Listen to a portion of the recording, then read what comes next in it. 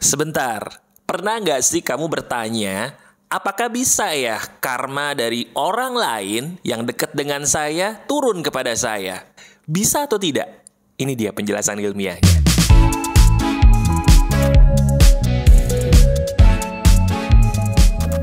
Halo teman-teman, ada saya kembali Aryan Surya, sahabat baik kamu dari Pagar Kehidupan di Podcast Pagi. Betul banget. Saya itu sangat semangat banget loh kalau disuruh ngebahas masalah yang ada kaitannya dengan kehidupan, terutama, nah ini, yang ada kaitannya dengan masalah karma. Sebentar, kalau kita bahas karma, saya terangkan dulu di bagian depan bahwa karma yang saya jelaskan ini tidak ada kaitannya dengan keyakinan manapun. Jadi mohon maaf kalau apa yang saya bilang atau saya yakini ini agak berseberangan nih dengan pengertian karma versi kamu. Kita sama-sama bertoleransi ya. Toleransi itu indah. Nah, karena kamu sudah bertoleransi dan diri kamu adalah sahabat baik saya, gimana kalau kita ngebahas masalah karma ini dengan sudut pandang yang betul-betul belum pernah kamu dengar, tapi kok pas banget ya dengan hidup kita? Gini, pernah atau tidak dalam hidup kita sendiri ngerasa bahwa kesialan yang terjadi dalam hidup kita nih, iya dalam hidup kamu, itu adalah akibat dari keburukan yang dilakukan orang lain? Misal, maaf nih ya kalau benar, kita kayaknya pernah deh merasa saya tuh kayak gini gara-gara orang tua saya dulu melakukan A, B, C. Gara-gara mereka melakukan itu, saya jadi seperti ini. Atau mungkin lebih parah lagi nih, ini terjadi karena saya dilahirkan sial mas. Loh kenapa? Iya, menurut pandangan dari orang yang memahami, saya itu memang sudah ditakdirkan dari sananya sial. Karena orang tua saya dulu pernah melakukan X. Oke, gini, sebentar. Saya ingin menjelaskan sesuatu, tapi maaf nih kalau ketampar lagi. Oke? Ya, kita pakai perumpamaan nih masalahnya. Anggap aja kamu lagi duduk di meja. Ya. Lagi duduk di meja, di sebelahnya ada gelas. Oke, ada gelas di sebelahnya nih. Tiba-tiba saya lewat. Gak sengaja bagian siku tangan saya kena gelas, terus gelas itu jatuh, basahnya kena kamu. Pernah gak mengalami kayak gitu? Gelas tumpah karena kesenggol orang lain.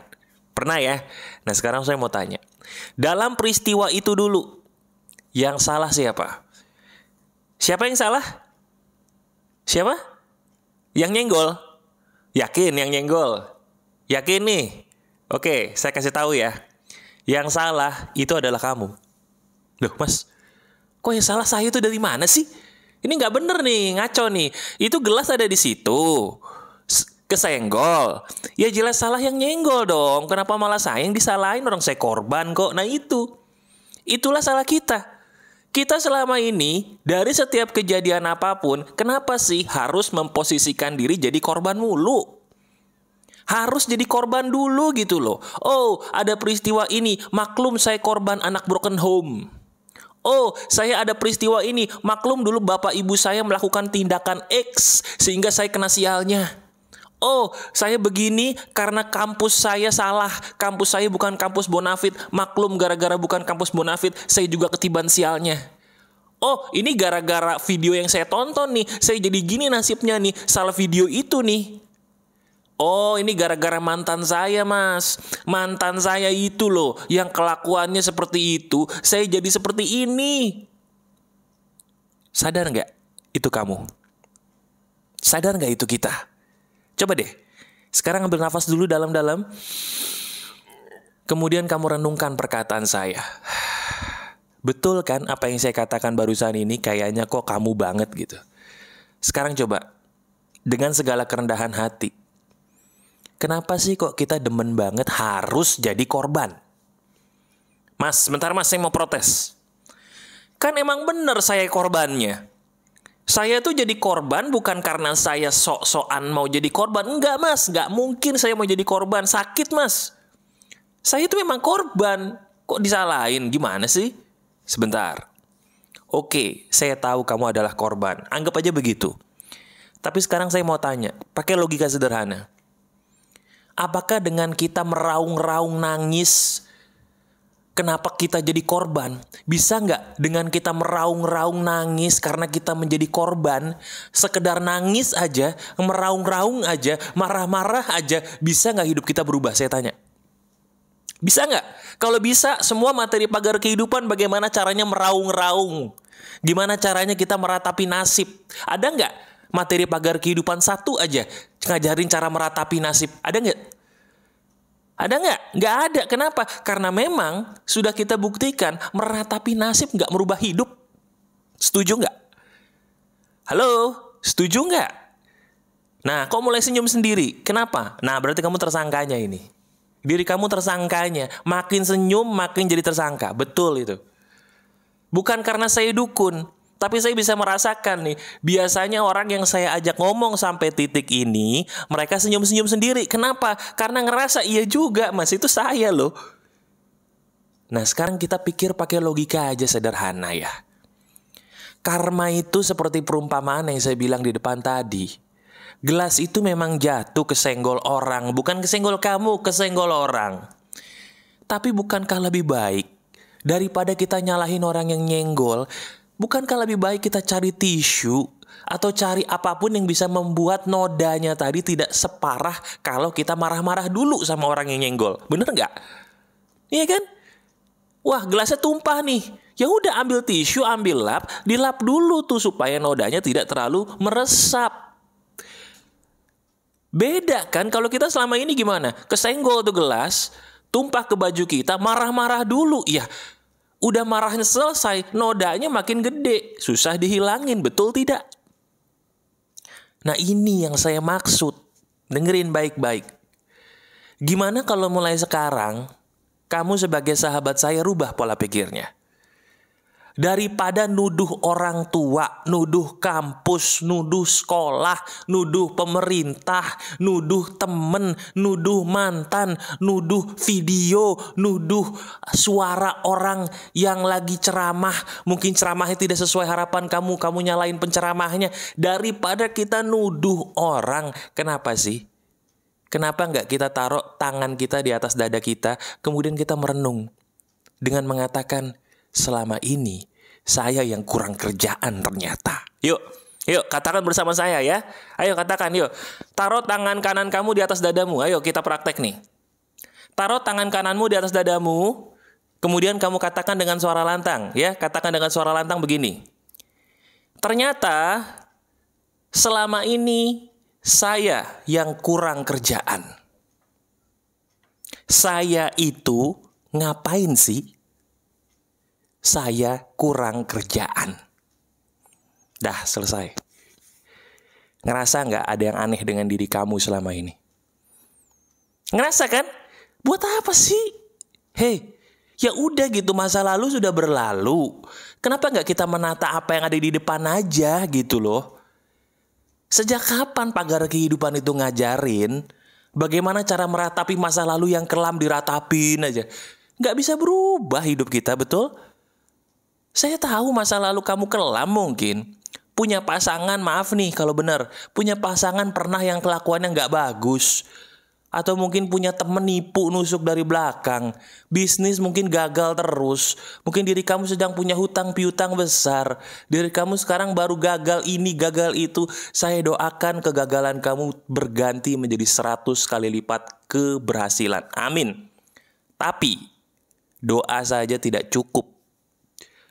Kamunya sendiri sebagai orang yang didoakan, sebagai orang yang didoakan, dengerin ya, sebagai orang yang didoakan harus menerima doanya dulu. Saya ulangi, kita sebagai orang yang didoakan nih harus menerima doanya dulu, betul nggak? Saya pernah loh ngomong di video pagar kehidupan, bagus banget, alhamdulillah penontonnya banyak dan mereka setuju dengan saya. Kita itu kalau didoakan harus pantas dulu dengan doanya. Didoakan hidupnya bagus, berkelimpahan. Lah kalau orangnya kikir gimana?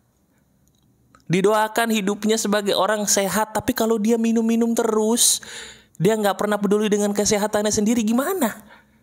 Betul nggak? Nah sekarang yuk, ayo. Tadi kamu sudah setuju dengan saya bahwa memang, maaf ya, kamu sebagai sahabat saya selama ini kurang kerjaan mulu.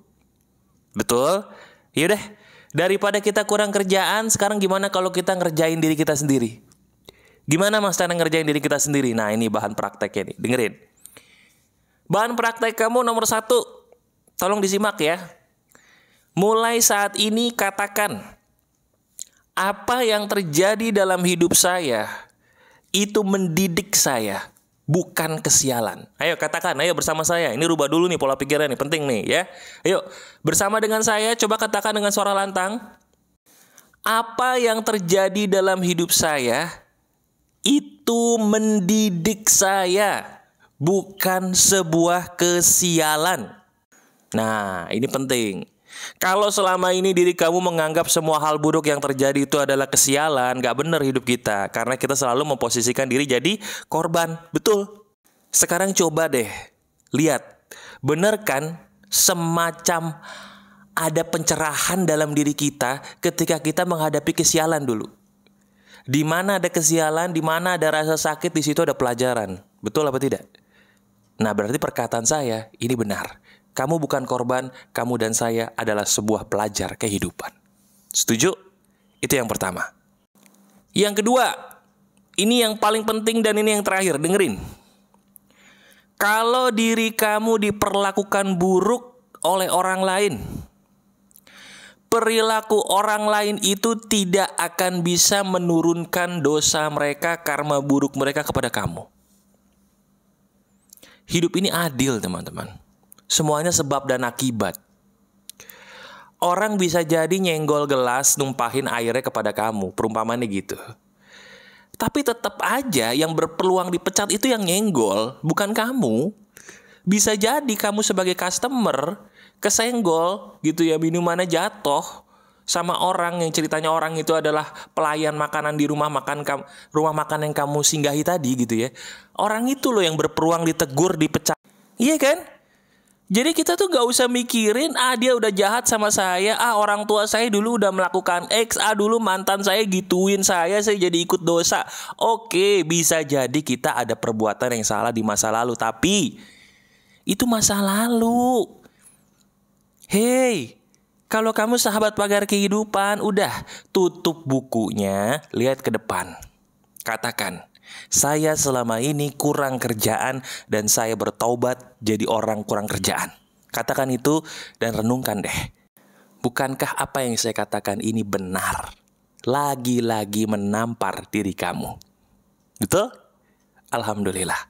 Jadikan video ini sebagai renungan, dengarkan berulang kali, dan sebarkan kepada teman-teman atau keluarga yang membutuhkan. Mereka butuh loh video ini. Masih ada saya, Aryan Surya, sahabat baik kamu selalu dari pagar kehidupan. Tetap keep the spirit, keep sharing, and keep loving. Bye-bye.